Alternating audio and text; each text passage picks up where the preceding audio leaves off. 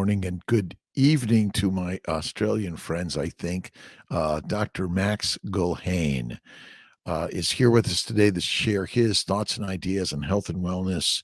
And welcome, my friend. How are you? Very well, Dr. K. Thanks for having me on your podcast. Oh, it's my pleasure, and thank you for having me on your podcast. And we're sharing ideas globally, and maybe you can tell our listeners and those that are maybe watching a little bit about yourself and how you entered this health and wellness space. Yeah, so I am a trainee family doctor. So I'm doing my family medicine fellowship here in a town called Albury, New South Wales. And it's on the border between Queensland and Victoria in the southern part of Australia, and between Sydney and Melbourne, effectively. And I have just moved here about 3 months ago to start family medicine training with a specific focus on an interest in lifestyle medicine and helping patients reverse their chronic disease, reverse their metabolic disease, uh, and obesity and their fatty liver with a lifestyle based approach and specifically a dietary approach. And there's a doctor down here in Albury called Dr. Rob Sabo, who I met a couple of years ago, and he has basically been spearheading this lifestyle based medicine with low carb and carnivore for a couple of years by himself. And after doing a bit of hospital medicine, I figured that I would come down here and relocated from the sunny beach to Albury to learn from the best. But to give you a bit of a background, I think for Please. your listeners to really appreciate, how I arrived at the whole carnivore and low carb space, I guess I could give you a bit of a background on myself. I basically was raised with a very conventional kind of nutritional guidelines type dietary strategies. And in my early 20s, I was doing a fair bit of cycling and bike riding. And I don't know if you know about Dr. K, these pop kind of dairy drinks. They're called Up and Go here in Australia. Hmm. Essentially, they're a mix of milk, chocolate, sugar, and they're really pitched at giving you energy to ride your bike. And for a couple of years, I was drinking a heap of those before a cycle ride and eating a heap of oats. And in my early 20s, I just got horrible acne. And as you can imagine, aesthetically, it's not that great for a guy in his young 20s to be, walking around with a problem that normally teenagers have. So that kind of grumbled on, and I saw a dermatologist, so a skin specialist, and I got basically put on a series of medications, starting with topical antibiotic creams, all the way to oral antibiotics like doxycycline, and then I got put on minocycline, which is another antibiotic. And Hmm. Dr. K, these are antibiotics we use for atypical pneumonia infections, for if you get cut by an underwater coral, having some funky atypical bacterial cellulitis. These are the type of antibiotics we use, and I've been just given them because of my skin, and finally got put on a medication that many of your listeners would know about called Roaccutane or isotretinoin, Hmm. by a dermatologist who didn't tell me or make any mention of lifestyle or diet, and the contribution of those factors to my poor skin. So, after a brush with that and just finding that, I was completely zonked out and my mood was quite affected on the Roaccutane, I just stopped it. Um, and then another year passed, and I found myself, well, maybe a plant-based diet will help. That was kind of what was going through my mind because, that was the narrative: plant-based, better for the planet, better for me, better for my health. So to cut another long story short, Dr. K, it was essentially a year of almost a vegan diet, and needless to say, the skin didn't get any better at all. All that resolved when I went low carb, and I found optimal health when I cut the veggies out and found carnivore. So how did you what introduced you to that and to the low carb in the carnivore world? Where did you read about it, or where did you see it, and how do you, because you're in the standard medical education, is that true?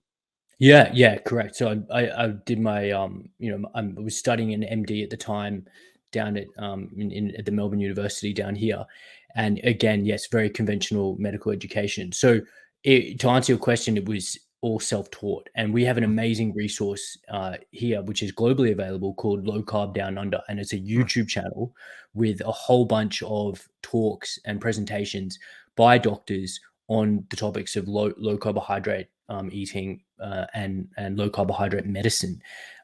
So I basically stumbled upon that somehow, and went down the rabbit hole, so to speak, and really just did a parallel medical education in addition to what I was being taught on my placements and in the hospital, and really just focusing on low carb. And then I found that my symptoms and my bloating and my skin had just radically improved.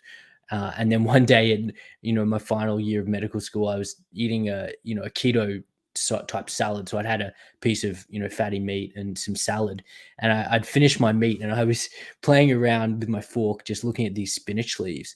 And I just thought to myself, as I was chewing through them, is this really necessary? And at the same time, doctors like Paul Saladino and Sean Baker were kind of emerging with their message. And I thought, hang on, well, let's give this a go if I don't eat any plant material. And at that point, I really found the next level of thriving and energy and sleep quality and just general mood. Everything seemed to kind of kick into that next gear. So that was about in the beginning of 2019. So it's been, almost 4 years now of between 90 to 100% carnivore. Um, mm. And yeah, how young are you, if I may ask? Yeah, so I'm in my early 30s. So that was And late 20s. Yeah. and how do your colleagues in your medical training feel about what you're doing? Or they interested, or they opposed? Yeah, look, that's a interesting question. It's a very big cohort. I'm sure it's the same would have been in your medical school, Dr. K. So everyone's kind of just focused on getting through the degree, and medical students aren't. I mean, some are curious, but most keen to just get their letters and move on with their specialty training. So look, I talked to a couple of people about it, but um, what I found was that it's mostly falling on deaf ears, and Mm. the reason for that is people who aren't going through a medical condition themselves or having issues aren't really interested, in my opinion. And that's anyone. Especially doctors as well. They're not interested in making a lifestyle change if they haven't hit rock bottom, so to speak, themselves. And the low carb down under has been a powerful movement, and I think so much has come out of Australia on the low carb and carnivore. How are you involved in that at this point? Yeah, so after doing some, hospital medicine, I worked in emergency for a couple years.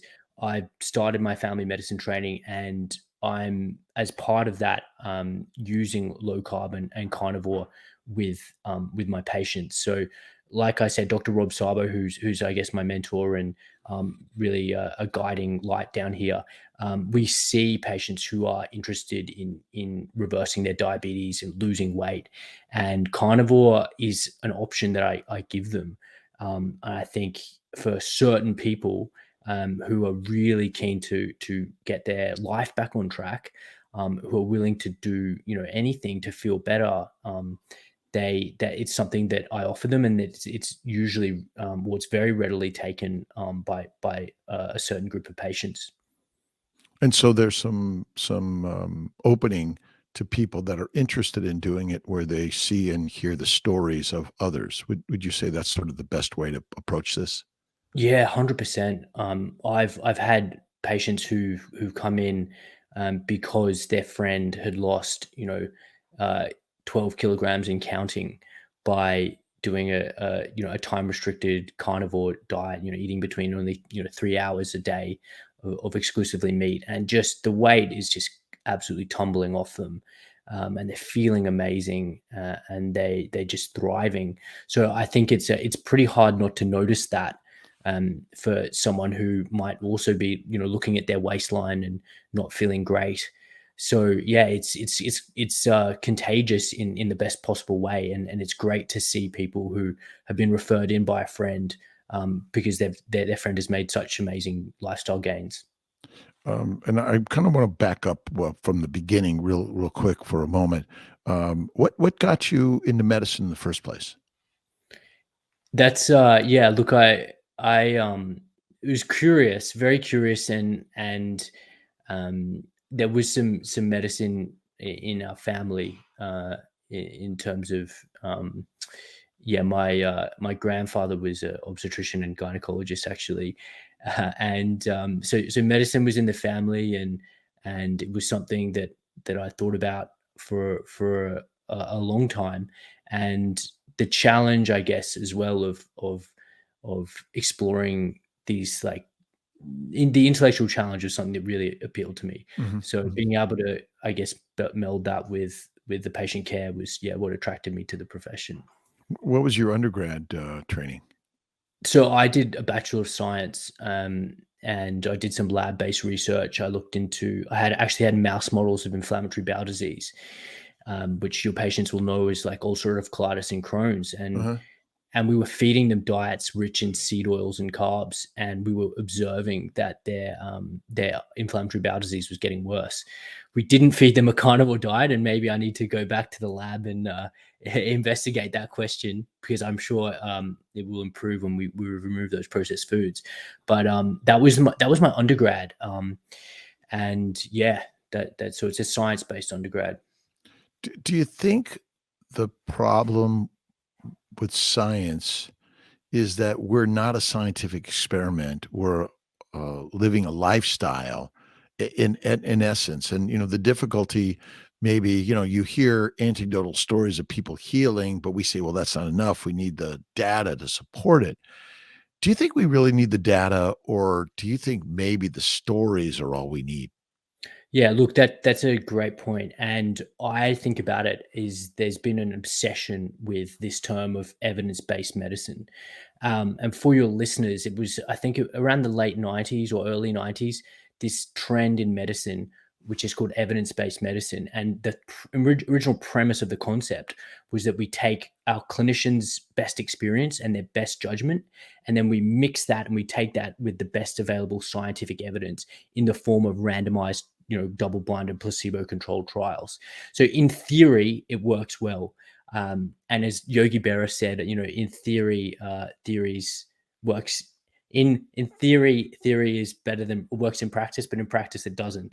So essentially, what's happened over the past couple decades is that, in my opinion, that there's been an overt or an excessive focus on the randomized control trial Yeah. and evidence-based medicine to form guidelines, and we've kind of moved away or somehow squeezed out that clinician experience.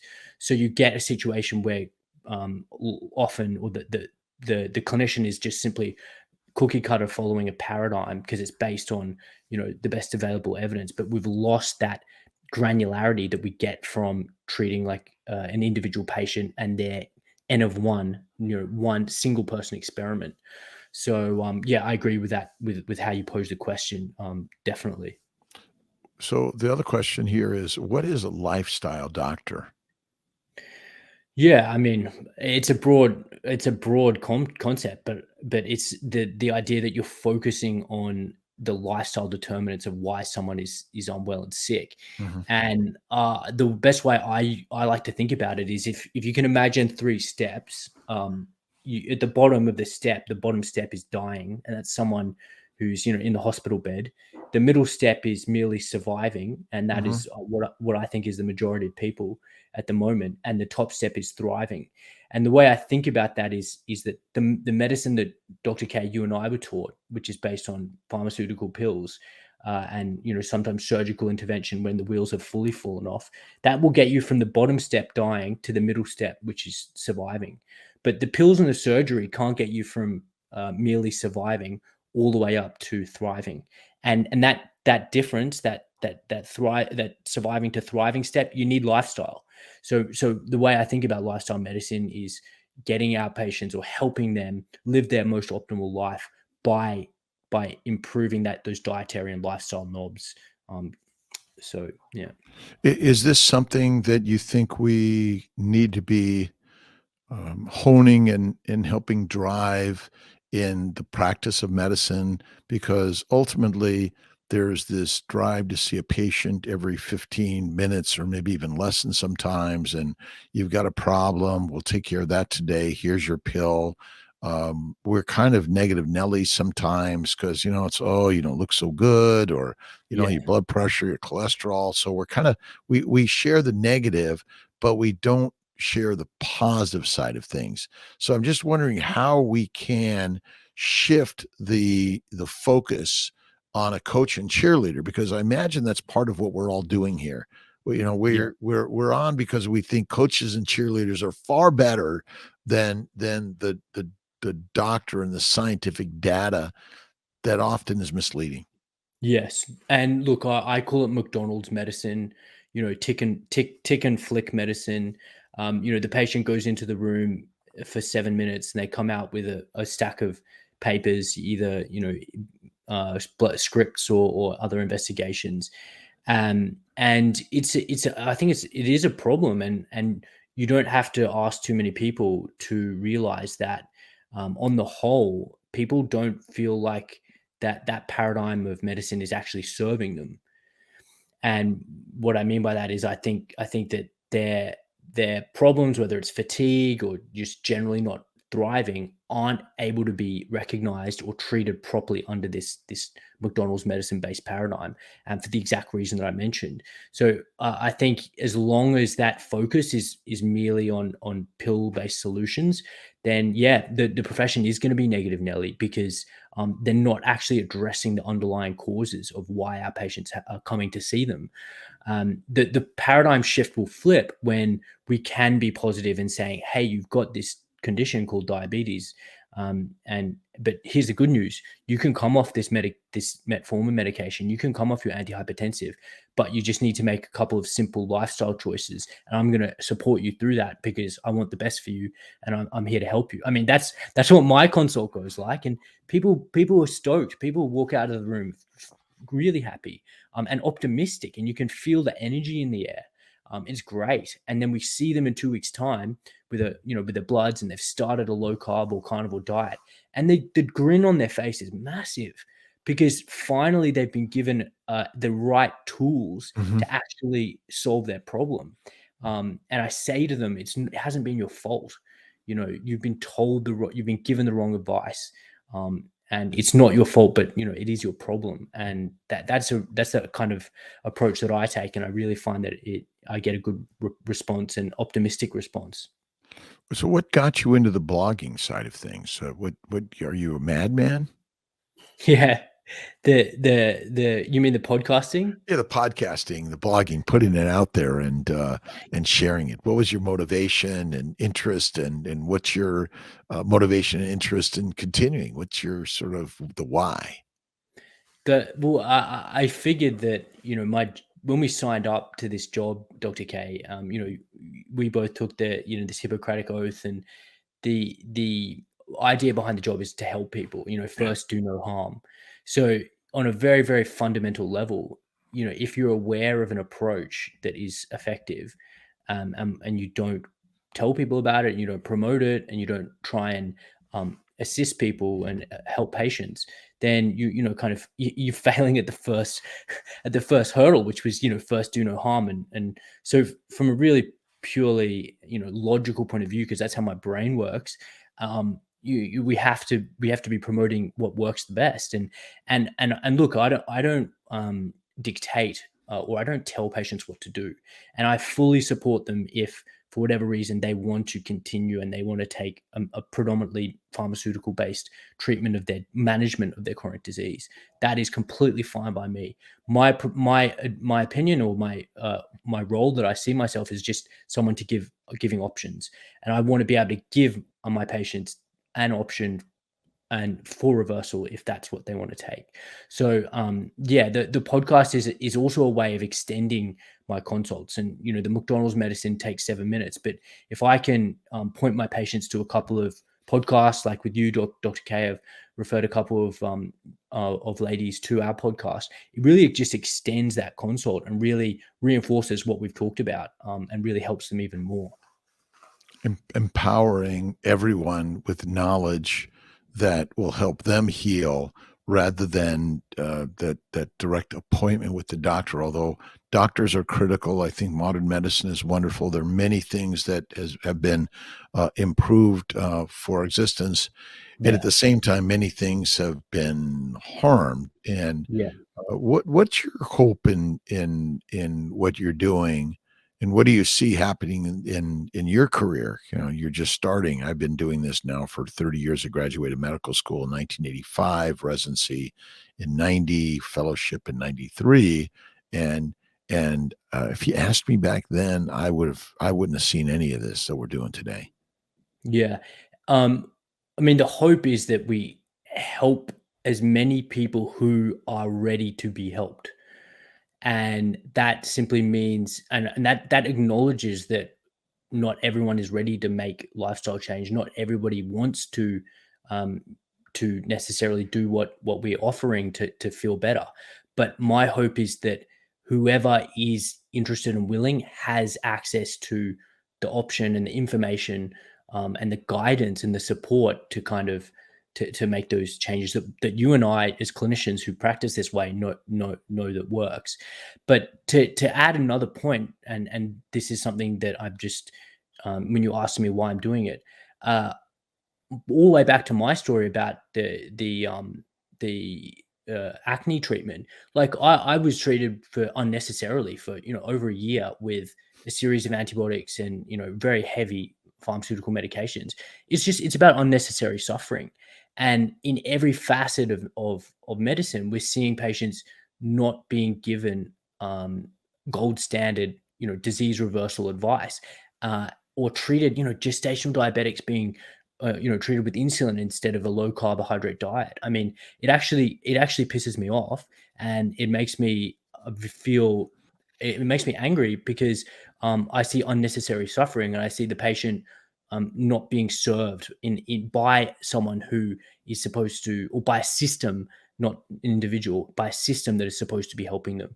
So I guess my hope and my vision is that, for those who are ready and willing, that they have an offer, and they have a support to help change and live their most thriving, optimal life. What do you see as the primary cause of disease?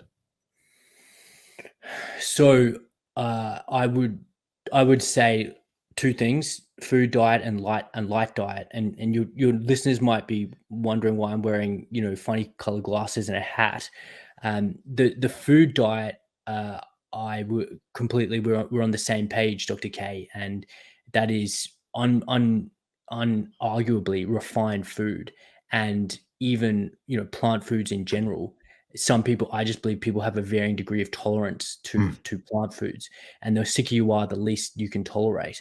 And so undoubtedly the seed oils, omega-6, refined seed oils, refined carbs, refined sugar, and all the host of glyphosate and other kinds of industrial herbicide contaminants in there. And as we said, plants as well, in the particularly the ill. But I'm also increasingly looking into circadian health and the effect of our light environment on health. And I believe that circadian disruption from chronic exposure to blue wavelength light, blue light, and light at after dark, particularly, is also Mm. a considerable contributor to disease. So tell us about why you're wearing the hat and the glasses. Yeah, so essentially, your body is based on, or relies on, certain cues from the environment and from the sun, and the period of our evolution, we had our bodily functions coordinated and timed by a rising and then falling sun, and that there was a daylight and there was a nighttime, and the process of these circadian signals allowed our body to operate on optimally, and that includes digestion, that includes um, sy- uh, synthesis and release in a whole bunch of critical hormones like cortisol, and one particularly called melatonin. Mhm. And people might know about melatonin because they sometimes take it. Shift workers take it to kind of assist with sleep. But essentially, your body makes melatonin about an hour after dark in its pineal gland. Uh, and if you are exposed to artificial light and blue wavelengths and green wavelengths, you kill your body's ability to synthesize this hormone. But the thing is, it's not only related to sleep; it's one of the body's most important antioxidants. And we know, Dr. K, that there's data about the carcinogenity or the increased risk of cancer in shift workers. And one of the key mechanisms here is because we're knocking down our body's melatonin synthesis if we're constantly exposing ourselves to blue light, and we're constantly disrupting our normal melatonin secretion. So I've recently done a podcast with Dr. Jack Cruz. So if your listeners are interested about the effect of light on health, I'd recommend checking that out. But it's a very, very interesting and very, very deep rabbit hole that I think is not really being talked about enough at the moment. So the hat. Yeah, so particularly light above us. So Mm. obviously, I wear it when I'm in the sun, but I've got a light right above me, and particularly the direction of the light into the retina after dark is particularly bad in terms of disrupting our circadian rhythm. So it's functional and as well as style accessory. It's a nice style, by the way. It looks Thank great. you. Looks Thank you cool. very much. Looks cool. And tell us a little bit about fat, visceral fat, cholesterol, and what's your thoughts on these as measurements of health? Yeah, so look, we discussed this in our recent podcast, Dr. K, and you made the comment that you see you believe it was mostly the plant compounds in the gut that is driving metabolic issues, and you even seen women fall pregnant despite having a lot of visceral fat still. The way I think about visceral fat is that it is something that is the key kind of driver of this like chronic smoldering metabolic inflammation that is really the core or the crux of so many different issues and diseases, chronic diseases.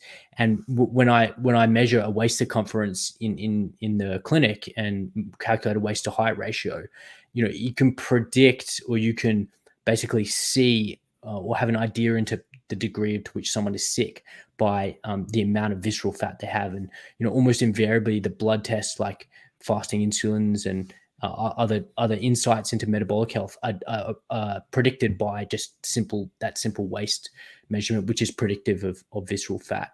So rather than looking at all these biomarkers, Mhm. and yes, they can be important, I think simple measurement of visceral fat is so telling. I don't know, Dr. K, do you know Dr. Sean O'Mara? Sean Omar, yes. Yeah, so he's doing some really fascinating work, and he's actually doing total body MRIs, and Yep. he's looking at the visceral fat abdominally, pericardially around the heart. He's also looking at myosteatosis or fat in the muscles. And what he does is he guides his patients through a process of visceral fat elimination and with the aid of MRI scanning, and it's just incredible how his approach and how effective it is using really high fat carnivore fasting, cold exposures, and a range of other things. But all that to say, the visceral fat seems to be, if we can reduce it and eliminate it, it's the most important thing that the patient's health improves after we eliminate. So it's the signal. So it's not, for me, it's not the cause of the disease. It's just the marker of disease. Obesity, visceral fat, it's the marker of disease because people are fat, have visceral fat because of the carbohydrate diet. And why we put them on the plant, when we put them on the plant elimination diet, which is ultimately carnivore and fasting, then they will lose the visceral fat, which wasn't the cause of disease, but a sign of disease. That's how I kind of look at it. Yeah, and I think the other point that we need to just make to be very precise is that it's often the hepatic fat, so the fat in the liver, that disappears first. So that's why we can see resolution or early improvement in metabolic indices like fasting insulins and the like, prior to meaningful weight loss, because Right. that process of getting rid of those plant foods, Dr. K, that you talk about, you're really helping that liver empty itself of that hepatic steatosis first. That's Well, how I think about it. And then the visceral fat gets lost. So, I mean, is the visceral fat driving the disease process? Well, there is an argument that, the oxidative stress of the adipocytes and the dysfunction of the adipocytes, bleeding out inflammatory cytokines is playing a role. But yeah, I agree. It's the liver fat that we seem to lose first on carnivore. That's maybe the first event. but and yet it's still, see, I still go back to the liver's function is to make fat. Mm, That's the primary function of the liver. If it cannot make fat, you die. So mm, once again, we're eating a high carbohydrate diet every day. So the liver is always making a lot of fat, which it stores first in the liver and then in the viscera mm. and systemically, because fat is the storage, is the fuel, and it's the fuel tank that allows us to live for days, weeks, months, and years without eating. Yeah. So maybe that's it. I don't know if you've heard of hepatogenous diabetes. Uh, Hepatogenous well, diabetes. hepatosis. So enlighten me Yeah, well, if you. this is something I found recently, and I found it very fascinating. It was like the light bulb went off. The World Health Organization and the American Diabetic Association do not identify hepatogenous diabetes as a disease. But essentially, if you think about liver damage and liver failure, so the liver is damaged by a high carbohydrate diet. And one of the signs of liver damage is fatty liver disease. As the liver diminishes in function, the serum glucose rises, and thus the serum insulin rises. 96% of cirrhotic patients are insulin resistant, and 30% are frank diabetics, despite the fact that they have high circulating glucose and high circulating insulin levels. Mm, So the simple answer to insulin resistance is the liver's job is to make fat via insulin from amino acids and simple sugars.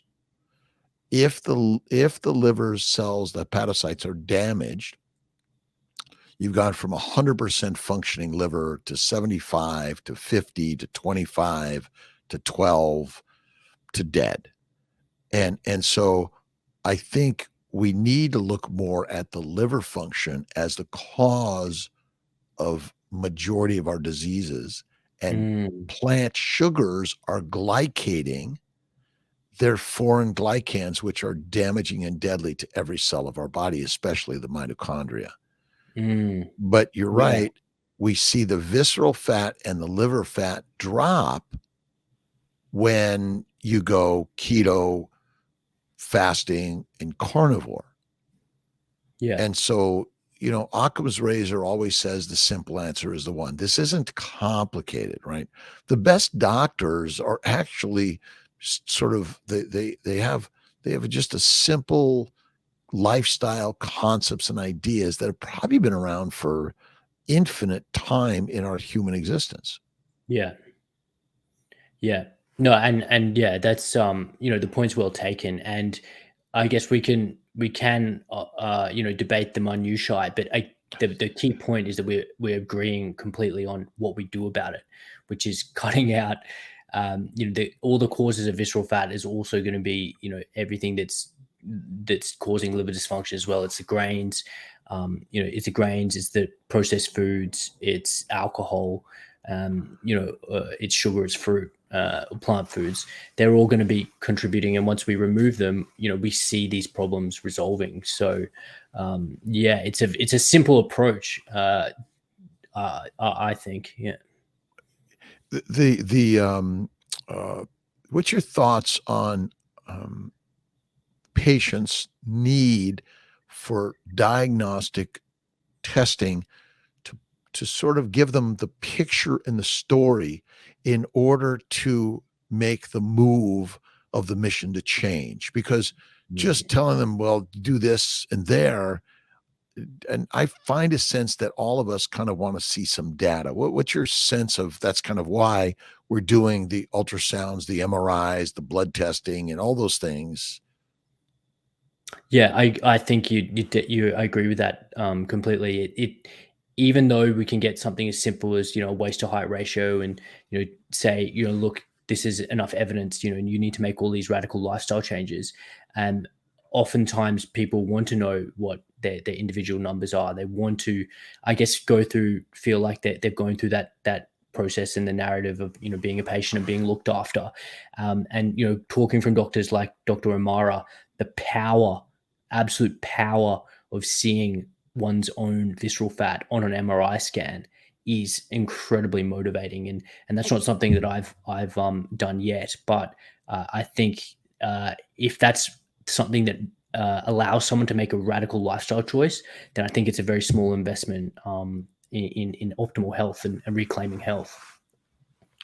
What's your thoughts on ways to lower the cost of healthcare?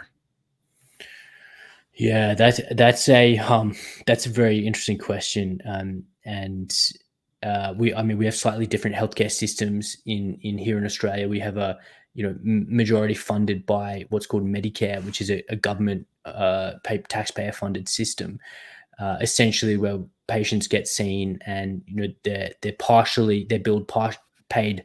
Well, we bill them and we get paid partially by the government and partially by the patient.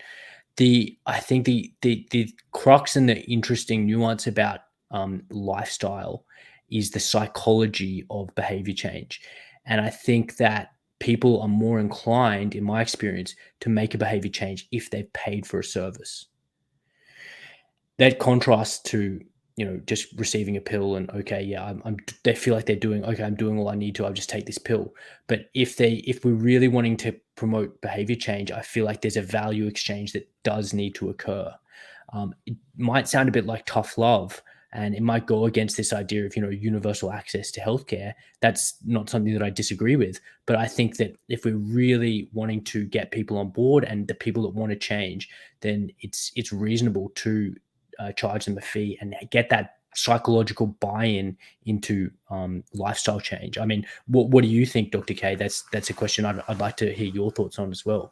Well, I think exactly what you're doing and what's happening in the world of social media is the real new medicine. Social media is Mm, social medicine. So we're empowering every individual of the world to take control of their health and wellness, mindfulness, and mastering the fitness of the body through what we put in the mind and the mouth, and how we live our lives. So I yeah, think that's really critical. What you're doing and many other people are doing in the social media space, because it's all marketing.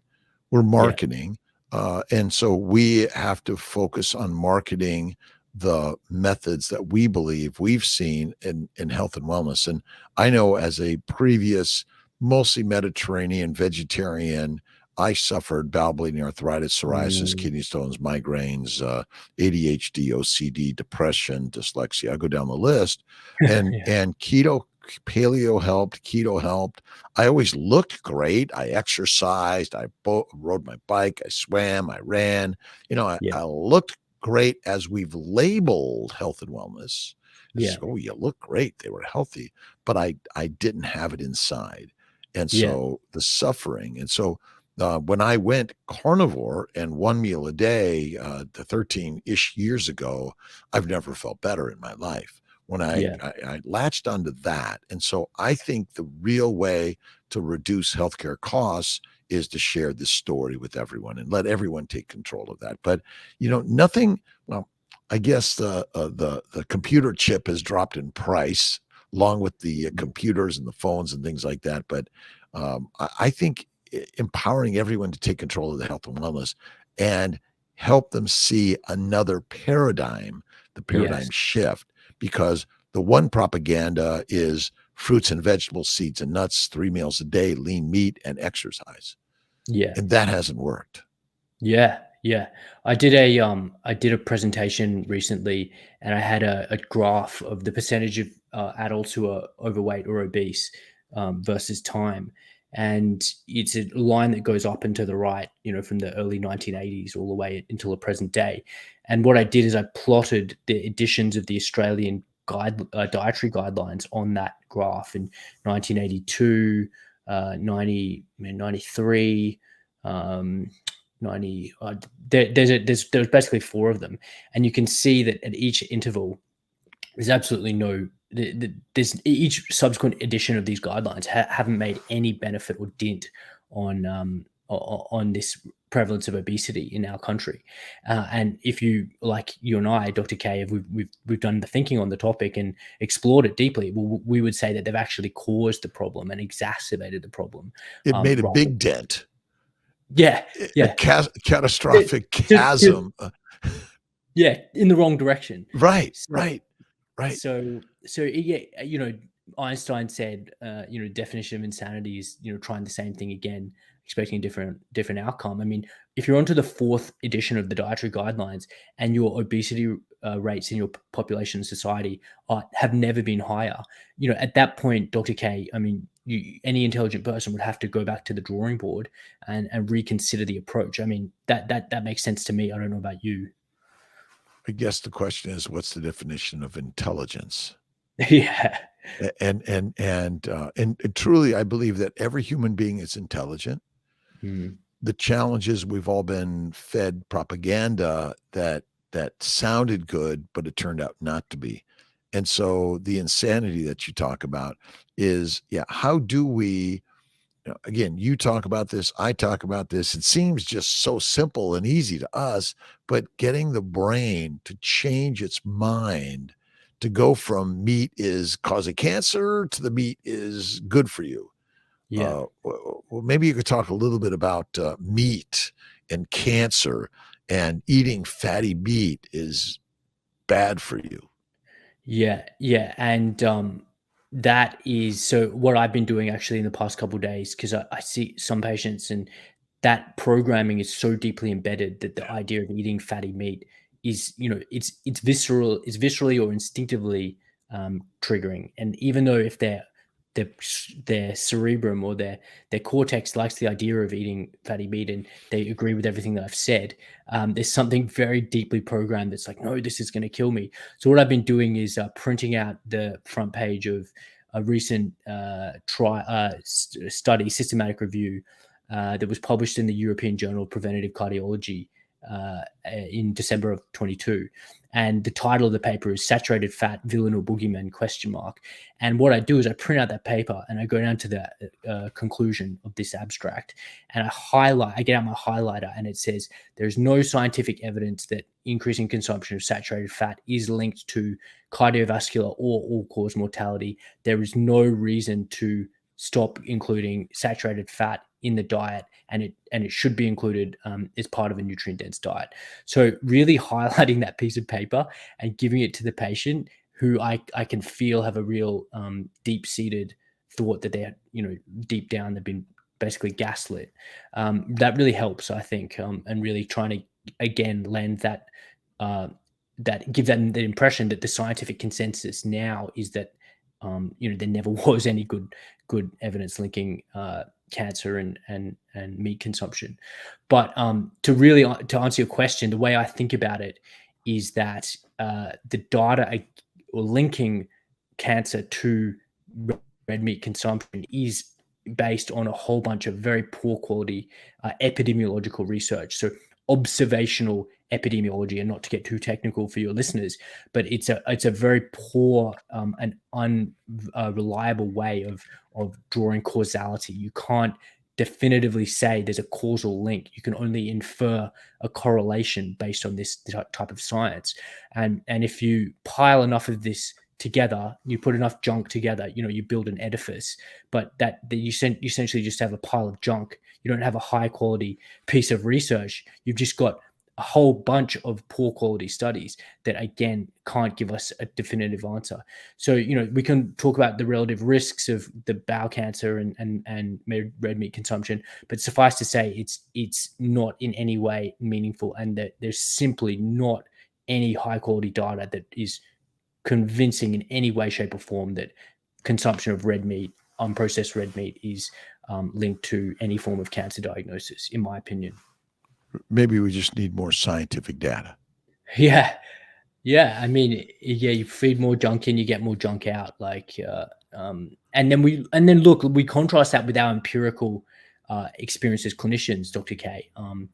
And yeah, we can't do a longitudinal study on one person and look at their cancer risk, but we see all the other indices of health improving when we put our patients on a predominantly meat-based diet. And then we look at the long-term evidence and the anthropological evidence about a human appropriate diet, and we come to red meat. So in totality, it's simply not justifiable to be telling our patients to exclude this deeply important food from their diet.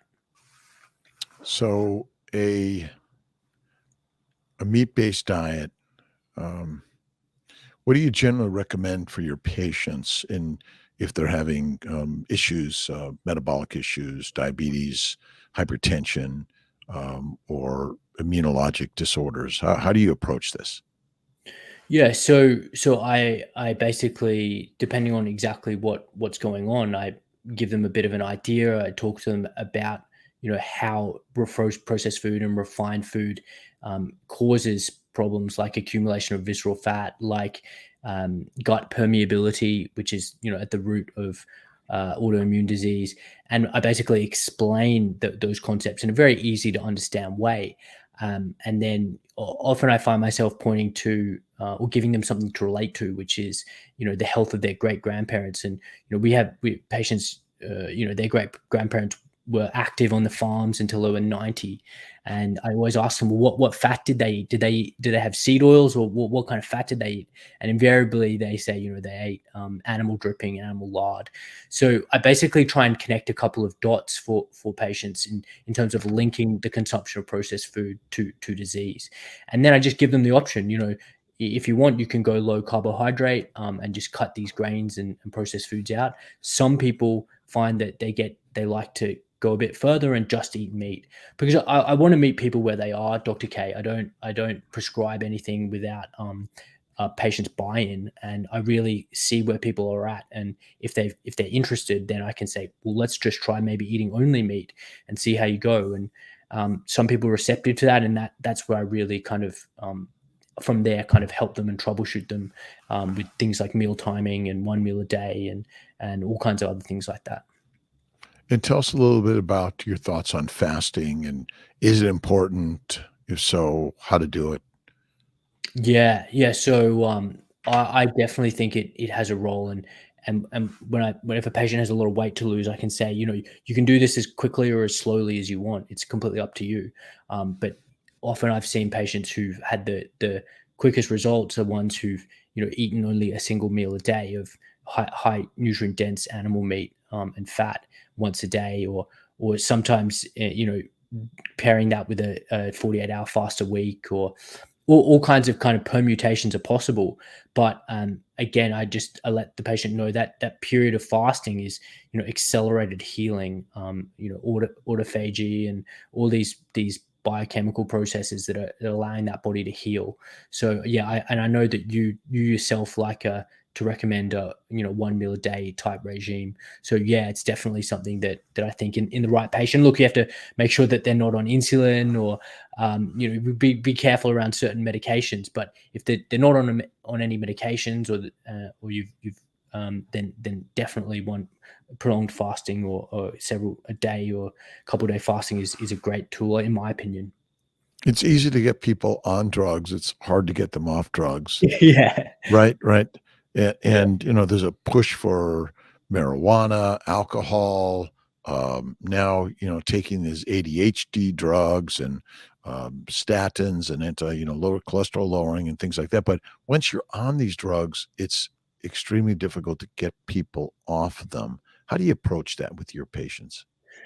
Yeah, that's a great point, and it can be at times a nuanced discussion because from a psychological point of view, I think a lot of patients feel like they're reliant on these drugs, or if they don't take them, that they'll be doing their health a disservice. So I guess it depends. A lot of patients don't want to be on any pills, and when you tell them you don't have to, we can get your blood pressure down when we cut out these plant foods and these processed foods, then they're often very happy, and we can do that in a process. But things like statin medications, that's a very very kind of much more nuanced type of topic, and things like as coronary artery calcium score, um, which is a very low dose CT scan of the chest, can be a really useful tool to kind of re-stratify or give our patients an idea of their cardiovascular risk, so Mhm. we can think about the real benefit or lack of say statin medications for primary prevention of heart disease. So that's why it's important, if you're on these drugs and you're changing your diet, having your doctor involved in this is very important part of, your care. Yeah, and I want to make the point because I actually saw a patient, not too long ago, and they had started carnivore themselves, 3 weeks, and had lost, a massive amount of weight. But that patient had heart failure, and there's a lot else going on in the background, and so yeah, I'd mirror your statement, Dr. K, is that if you're on medications, please see someone and don't try this yourself, because you might need some guidance. You likely will need some guidance and negotiation and help with your existing medications. Were they able to wean off the medications? In progress, in progress. I'll be able to fill Could you in a couple months. Yeah. so, I mean, there's damage to the body that may not be cured with their dietary change, and yet the body can heal in amazing ways. It just may take time and, a careful observation and focus on helping you get there. Yes, and but the key point is, and Dr. Rob and I say this, it only works if you do it. So so it only will work if you make the lifestyle choices, and if people are still eating a whole bunch of processed food and carbohydrates, um, you should be on these medications because it's better than eating the junk and not having them. So don't get me wrong, I'm not against pharmaceutical treatment by any means. The crux of my position is offering lifestyle advice and the ability to deprescribe them for patients who are actually willing to make changes. But if you don't want to change your lifestyle and you don't want to take medications, well, I can't support your the patient's choice to not take them if they're not going to change. So I just want to add that kind of caveat. So, where do you put exercise, and how critical is exercise in, someone's, lifestyle, health, and wellness journey? Yeah, I mean, great question. I really feel that we have to address our food diet and our light diet first. And once those things are addressed, then people have enough energy to go and exercise. And it's really a sad thing when you see quite a heavily overweight person, in a gym at 6 a.m. on a Sunday morning, sweating under fluorescent light, and they're about to finish their exercise with a green smoothie with oats in it, and to me it just like I feel really bad for them because it's clearly the order of operations is not it's not correct. It's not helping them lose that visceral fat and lose that weight. So I really see is fix the diet, fix the light exposures. The energy will come back like an absolute amazing amount of energy, and then once that energy is back, then things like exercise or any type of exercise is better than none. But in elderly people, just walking, Mhm. and if really motivated people, I agree with Dr. Amara that 100% maximum intensity sprinting is the quickest way to reclaim the metabolic health and get rid of the visceral fat. Yeah, I don't know what are your thoughts? You let me know what you think. I think moving is motivating. Zach Mm, Bitter told me that one. But yeah. basically, yeah, doing something, whether it's, organizing and cleaning the house, getting up and out for a walk, or doing pottery, painting, sewing, creative work, craft work. We're born to work, and Yeah. work is the best thing that life can give you. Yeah. And that's where I sort of focus. And you don't have to exercise, but you need to move and do Yeah. something. Yeah. Lift up things, move things, build things, dismantle things. The mind is really the master. It drives Mm. and directs it. But yeah, if you're just sedentary and doing nothing, your body, is built to move. You have muscles to move, to do something. I Yeah. think excessive exercise isn't good. You don't Yeah. need to do sprinting. Again, you don't need to be skinny. You just need to move and be creative and go do something every single day, because Yeah. obesity to me is not the cause of disease, and it's still the final phase of negative judgment in the world. If we stop judging obesity and recognize obesity is not the cause of disease, the cause of disease is exactly what you've said. Mm. It's the nutrition, which is deadly for the human body. A plant-based diet is deadly. It's the light that's affecting us. Again, our computers, our TVs, and all the things we're doing, and it's not good. And Yeah. and so, if you could fix those other things, then you're going to be motivated to go moving and go do something. But Yes. Yes. and one thing I spend a lot of time is motivation. I Yes. want to listen to someone who's motivating. I'm going to read a story, watch a story that's motivating, Yeah. because that'll get you moving as fast or better than anything else. So that's why what you're doing and what we're doing and so many people are doing out there, it's the stories, people's Yeah. stories. Yeah.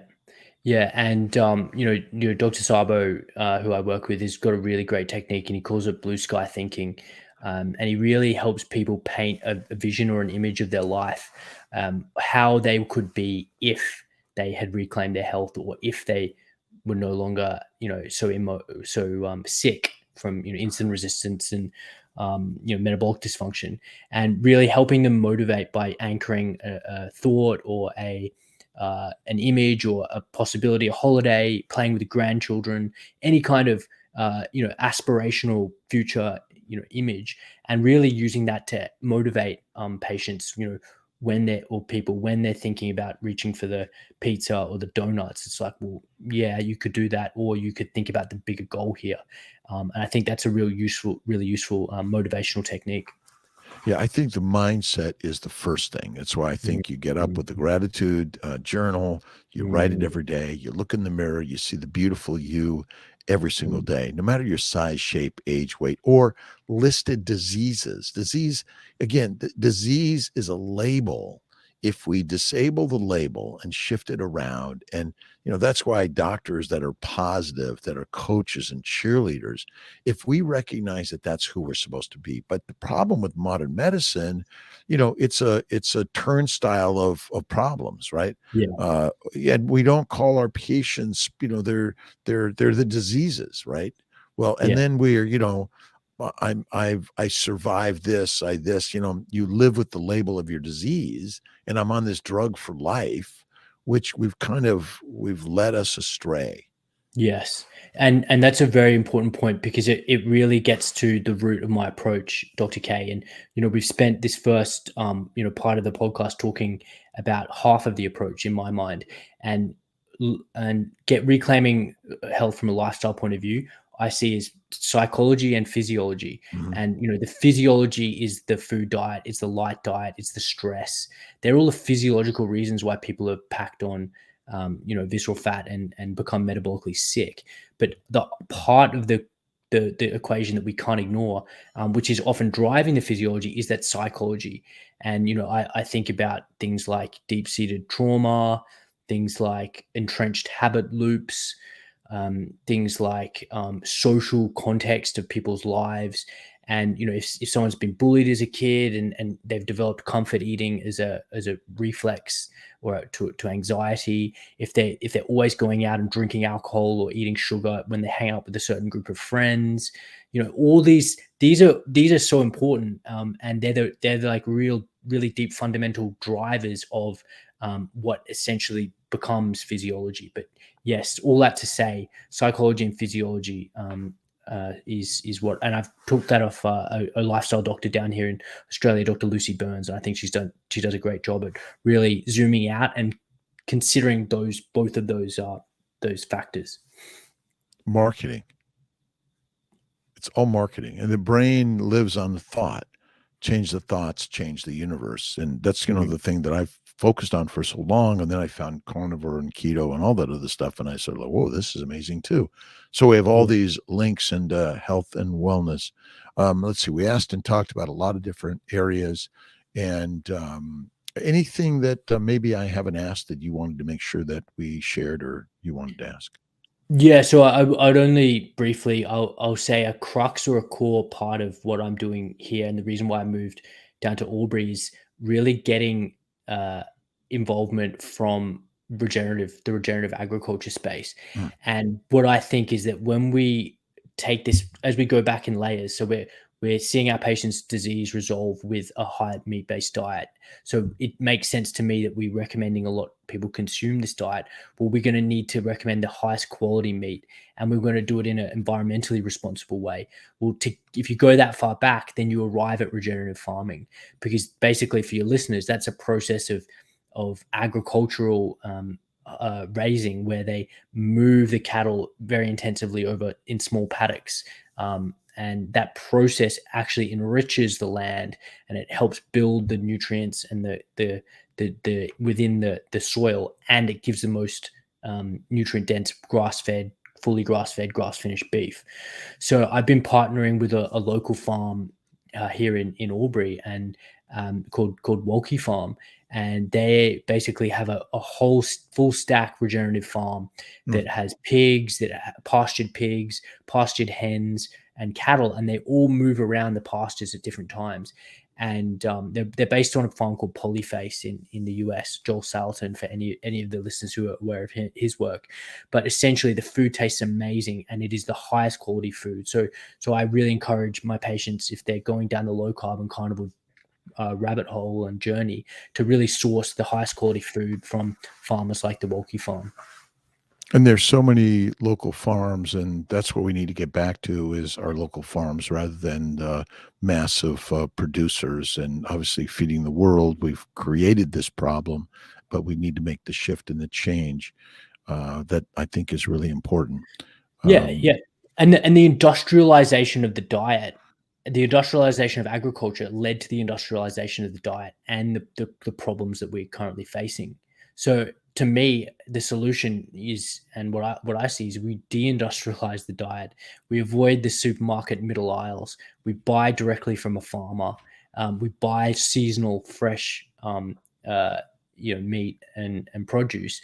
These problems, these chronic diseases that Dr. K and I have just spent this time talking about, they go away. So it's critical in my mind. I'm sure this is the most amazing thing to you also, like myself. You go to medical school, you do your residency, and you're gung-ho, you're going to heal diseases. And then you find out, oh, wait a minute, it's because of our dietary and lifestyle recommendations that are causing our diseases. So if you simply just stop eating 3 to 6 meals a day, you go to 1 or 2, you eat fatty meat, and even if you eat a little bit of plants, you're probably okay. But if you eliminate them completely, you're probably even better. Isn't that simple? It is. It's astoundingly simple. Even if you're eating industrial meats, you're still doing better than you've been doing with all the industrial plants. And, it's an interesting thing. Why do we want to eat meat made out of plants?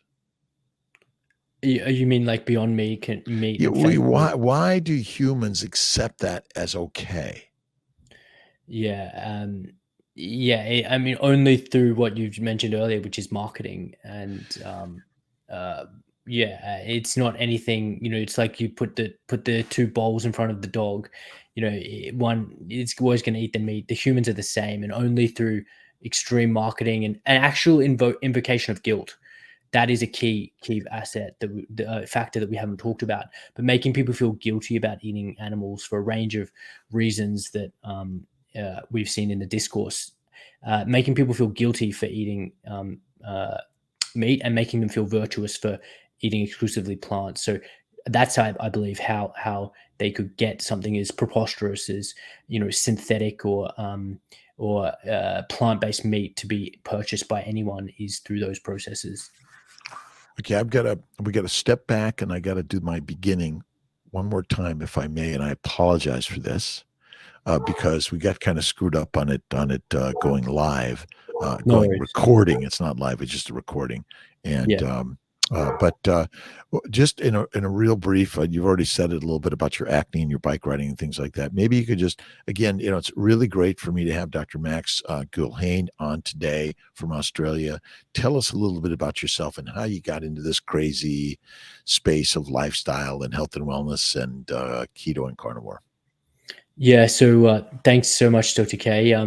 Look, my story is one of a patient first, and I went through a period of my life where I was eating quite a grain based and sugar based diet, quite unintentionally, just following guidelines and what I thought was the healthiest thing to do for an active athlete and cyclist, amateur cyclist, and I basically suffered a range of really annoying dermatological problem called acne. And as a young person, didn't realize that it was the carbs and the sugar and the oats that I was eating that was kind of driving this process. And then fast forward a couple of years, I tried a plant-based diet with a lot of fruit, a lot of legumes, tofu, all these things in an attempt to do what I thought was the best for my health and the best for the planet. And needless to say, the acne got much worse, and along with a host of other problems like recurrent upper respiratory tract infections and bloating and irritable bowel syndrome. So my journey to low carb and carnivore was one of self-discovery and realizing that when I removed these foods, these plants and the fruit and the grains and the legumes, that my symptoms went away quite miraculously. And then further cutting out the plants and the spinach, and which I thought at the time was necessary, and then realized after doing more research it was completely unnecessary for my body. That was basically the journey for me. So it was first a patient and first in experimenting on myself. Wow. You saved the world, but you lost your life. That's kind of what we're doing here. Yeah. Think about it, right? And the term healthy, like, isn't healthy just a marketing word anyway? Yeah. I mean, healthy this, healthy that. Anything's healthy these days, and it can be really, just a tool of marketing and convincing people to eat, often a species inappropriate diet. Max, thank you so much, Dr. Max, for being with us today. And can you tell all of our listeners and maybe those watching also a little bit about how people can find you? Yeah, sure. So, thanks, Dr. K, for having me. It's been an absolute pleasure. So, I host a podcast called the Regenerative Health Podcast, where I interview lifestyle doctors. You can check out our interview with Dr. K on there, and regenerative farmers and other very interesting people in the optimal lifestyle and lifestyle medicine space.